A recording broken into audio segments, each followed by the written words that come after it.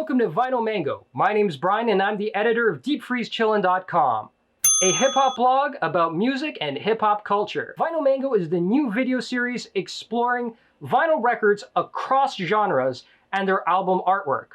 Or as I like to say, it's a fresh look at album art. On today's episode, I am reviewing Chad Vangalen's The World's Most Stressed Out Gardner, as well as Andy Shauf's Neon Skyline. So Chad Vangaalen is an animator and an illustrator who works on Adult Swim. If you're unfamiliar with Adult Swim used to be on the Cartoon Network. I believe it's its own channel now. Basically, they kind of do like stoner cartoons, kind of like Aqua Teen Hunger Force, if anybody remembers that from back in the day. So yeah, he kind of does like these alternative illustrations. Like if you're familiar with the work of Ralph Steadman, like that kind of thing. He's been featured in magazines like Juxtapose, and you know, again, he's a very talented, multi-talented artist, and he does all his own like animations for his music videos, which is very interesting. So he definitely has a background in the visual arts as well. So this has kind of been a theme that kind of by picking albums at random, typically I'm drawn to ones that have interesting artwork, and it's unsurprising that the artwork is usually will be by the artist, and you know, something about it will speak to me. Okay, so here are my initial impressions of Chad Vangalen's The World's Most Stressed Out Gardner. So this was a very interesting record. It was very psychedelic sounding, kind of continuing from the theme of the last video, which was surprising and kind of caught me off guard. The album is both like very like metaphysical in a way and very moody. I almost thought of it as like a soundtrack to like somebody's novel.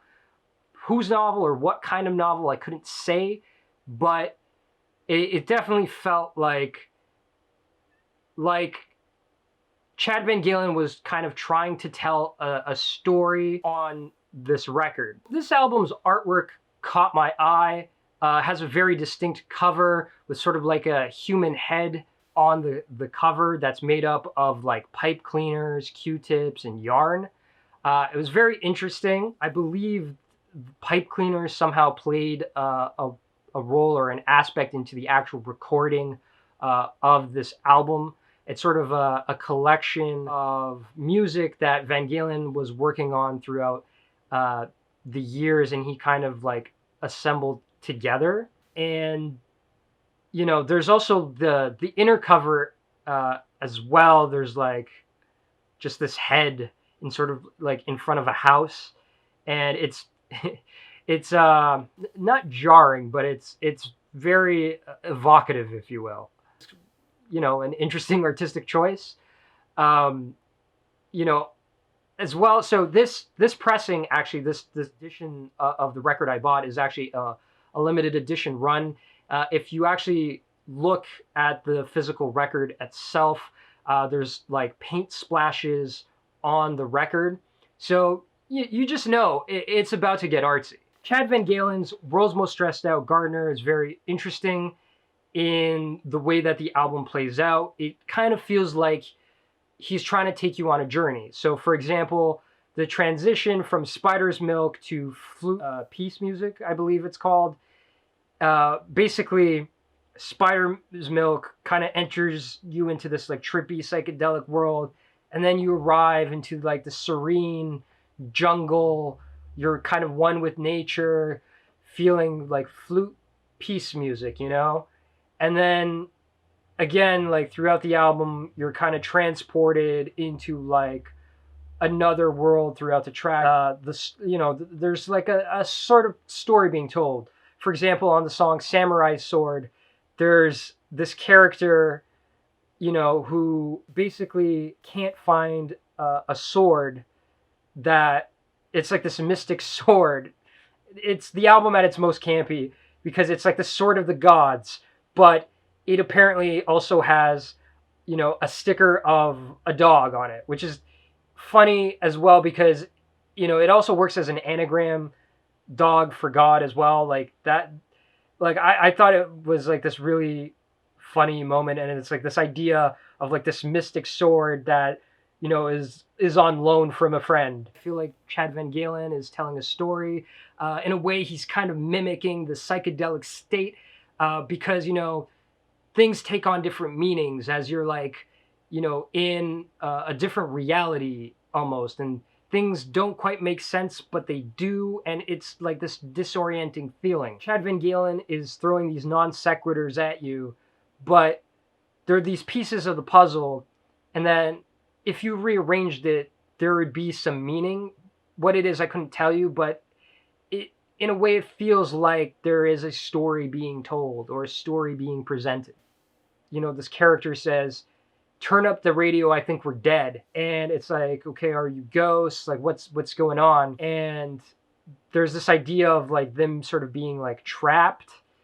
It reminded me of like, you know, just like existential despair and, you know, the human condition. And the track that follows it is called Inner Fire, and it's, you know, this unrelenting track about, you know, inner fire and inner strength. It's very chaotic, but it works well to kind of like continue from the previous track. Almost feels like there's a bit of storytelling going on. So now I want to talk a bit about Andy Shauf's Neon Skyline. Now, this record was really interesting to me. So it turns out this whole record is actually one interconnected story told throughout the album. Both side A and side B are all one story. So basically, it's about this character who's going through a breakup, and he recently learns the girl that broke up with him basically is back in town. This guy, he's kind of like an unreliable narrator. Upon hearing that this album is actually an interconnected story, we wondered if this guy's like a serial killer or the whole relationship was maybe like, you know, made up in his head or something. Like, that's kind of like where my mind was going with this kind of thing already. The aesthetic of the album reminded me of the mystery detective game Disco Elysium with its oil painting aesthetic, and has these very striking bold red colors that also reminded me of Japanese writer Ryu Murakami's In the Miso Soup.